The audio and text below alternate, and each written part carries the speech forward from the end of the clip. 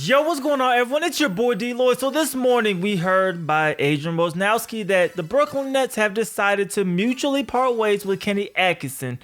I put that in air quotes because what we're hearing right now is that this was a decision that was going to be made at the end of the season. So either they can mutually part ways now, or he was going to be let go in the off season. So at the end of the day, they just got it out of the way earlier. That's good for Kenny Atkinson. He's going to be somebody who I think will be able to land on his feet relatively quickly and will be just fine.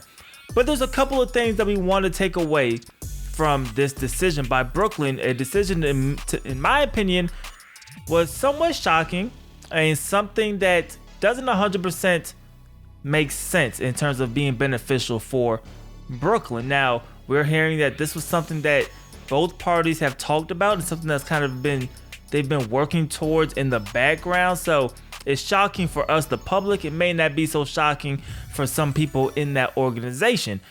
But a coach like Kenny Atkinson does not have the best record, but you have to look at what he came into. Brooklyn was not a team that was supposed to compete really for a while. What he did last season was remarkable. 42-40, a playoff team. Yes, they got bounced in the first round by Philadelphia, but they were very competitive in that round. And what he did with those players was truly remarkable. D'Angelo Russell was an all-star. D'Angelo Russell's a guy who, of course, a lot of people are high on, a lot of people like, but let's be real. He came out and had a phenomenal season, something that people did not really truly expect last season. Karis LeVert was another guy who really came into his own. Spencer Dinwiddie, a player that once again came into his own. So we've seen a lot of players that really grew under Kenny Atkinson. Now, could they have grown under a different coach? Probably. But he still developed a lot of guys. Kenny Atkinson is a guy who I think is probably a tier 2 coach, right? He's not, your Greg Popovich's, your Steve Kerr's, none of those guys, but he's a solid contributor. He now parts ways before the season ends on a team that's going to be in the playoffs unless something drastic happens. Brooklyn is going to be a playoff team this year. Now, what do they do in the playoffs? That remains to be seen, but they will be a playoff team. So you get rid of them now. For what?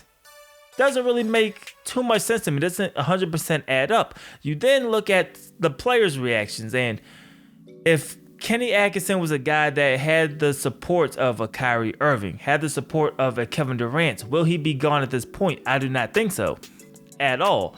So you do kind of question whether it's fair or not. You do kind of question sometimes of, what about KD? What about Kyrie? Did they have any influence on this decision? They may not have told Sean Marks or anybody to fire him, but they didn't fight it. They didn't say, no, this is our guy, we need to keep him. And how do we know that? Because these are the 2 star players, 2 of the best players in the world when it comes to the game of basketball. If these 2 say, we want him, this is our guy, do not let him go, do you think realistically he would have been let go? Absolutely not. So clearly the support from either some players or their star 2 was not there.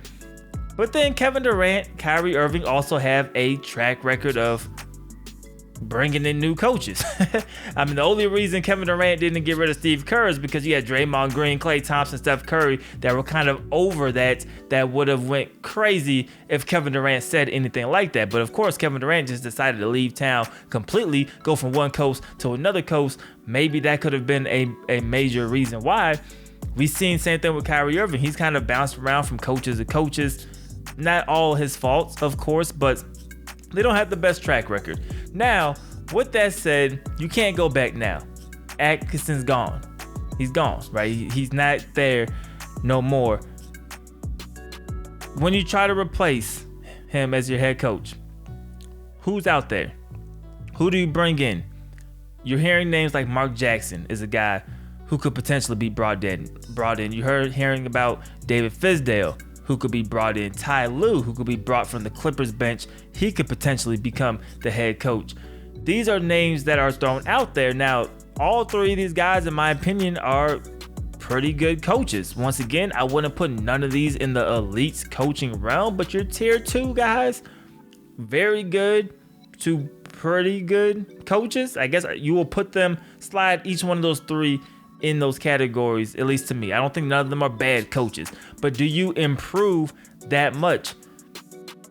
Maybe if you're Kyrie and Kevin Durant, you can then get one of these coaches that will cater to your star players more, because that's not what they had currently in Brooklyn, right? With Kenny Atkinson, he wanted ball movement, right? And that's what they did, and that's why Brooklyn thrived. And that's what they thrived even this year when you have Spencer Dinwiddie running the helm over Kyrie Irving. That ball movement is great. Sometimes then you get those star players, that ball movement's not there.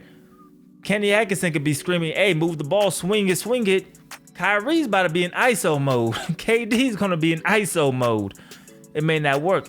Now maybe you bring in, like we said, a David Fizdale. He may be able to kind of ponder to that a little bit. We know Ty Lue has the history with Cleveland. He'll be able to ponder to that a little bit. So maybe that's where you get the game. But other than that, I don't know where you really go. How do you go up from here? I don't think you can drastically ruin it unless you get a coach that should not be there under any circumstances. But if you get one of these three guys, I don't think it's a crazy loss. Maybe because KD and Kyrie are a little bit more happy. But at the end of the day, I don't think it makes you a better team. I don't think this was the reason why you guys aren't where you are anyway. This wasn't the year for Brooklyn. But next season, I don't think having one of these guys is going to drastically change the fortune of your team than Kenny Atkinson. It just doesn't make sense to me. So one of those shocking kind of announcements that happened, and one that I don't agree with 100%. I think there's something else there that we may not know. There's some player support that could not be there that maybe we thought should be there. But I feel like Brooklyn doesn't win. Honestly, I feel like they don't win under this in terms of drastically getting better. You know what I mean? But you guys, let me know how you guys feel about it in the comment section below. I don't want to start rambling too long. Do you think this was a good decision by Brooklyn? Do you think if they bring in Mark Jackson, who I'm hearing could really have a good shot, or David Fizdale or Ty Lue, do you think that is going to improve Brooklyn? Do you think they're better off with one of them at the helm? Or do you think they don't get that much better and it's kind of a wash at the end of the day? That's the kind of side I'm leaning on. But I would love to hear what you guys have to say about it in the comment section below. It's your boy DLloyd. I'm gonna see y'all next time. Peace.